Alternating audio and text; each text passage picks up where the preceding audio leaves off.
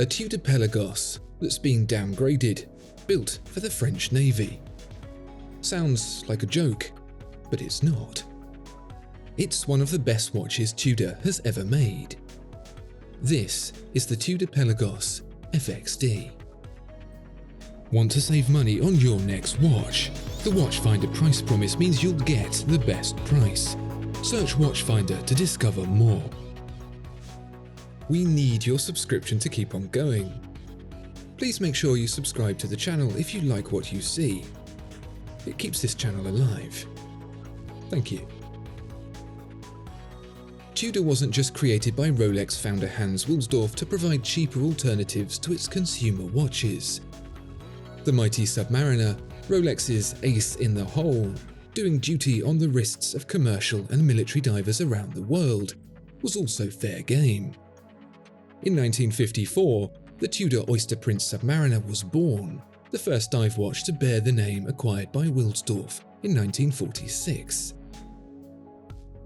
This was big news for armed forces around the world, eager to save a few bucks on their next timepiece purchases, especially the French Marine Nationale, who offered their services to help develop the Tudor Submariner into becoming a fully fledged dive watch used by military forces the world over.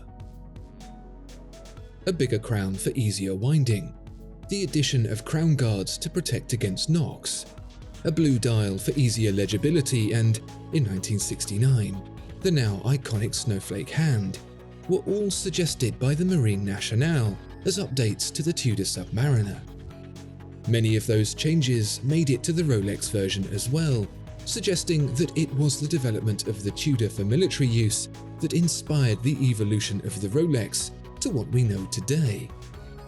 It's worth bearing in mind that the first Rolex Submariner, designed for the armed forces, didn't appear until 1971, long after the Marine Nationale had done their thing.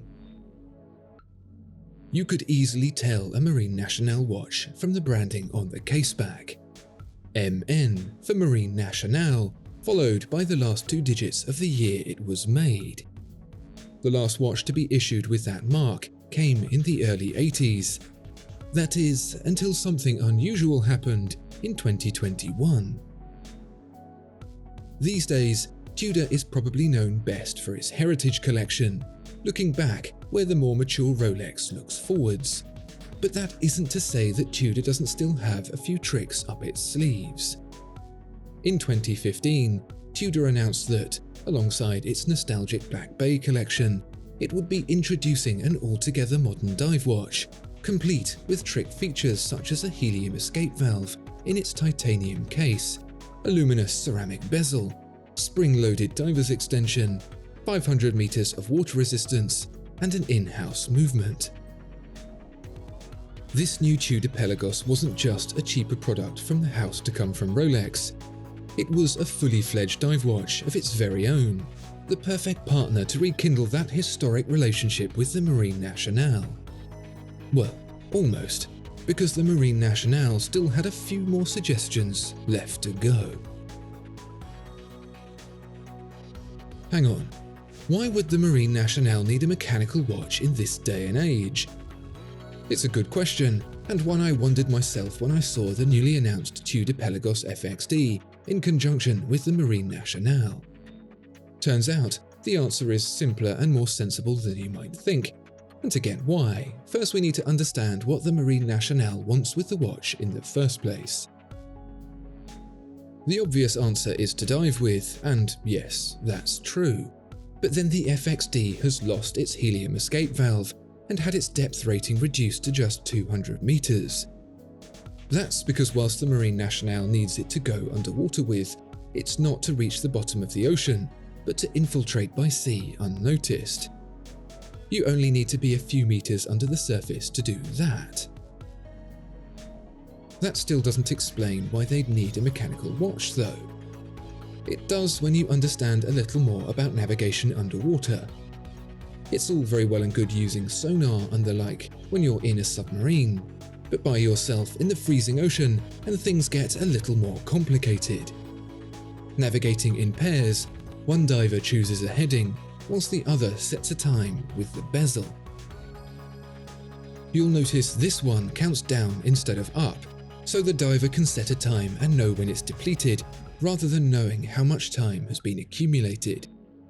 That's because, instead of using the watch to know how long they've been drawing from their tanks, they're counting down the time they've been travelling in a specific direction. Between the two, controlling heading and time, they can covertly find their way anywhere. It might be easier to use some kind of GPS, was my first thought, but no. The signal cannot penetrate the water, not even a few meters down. And in any case, having a mechanical backup to any electronic device when you're in the middle of nowhere is a godsend.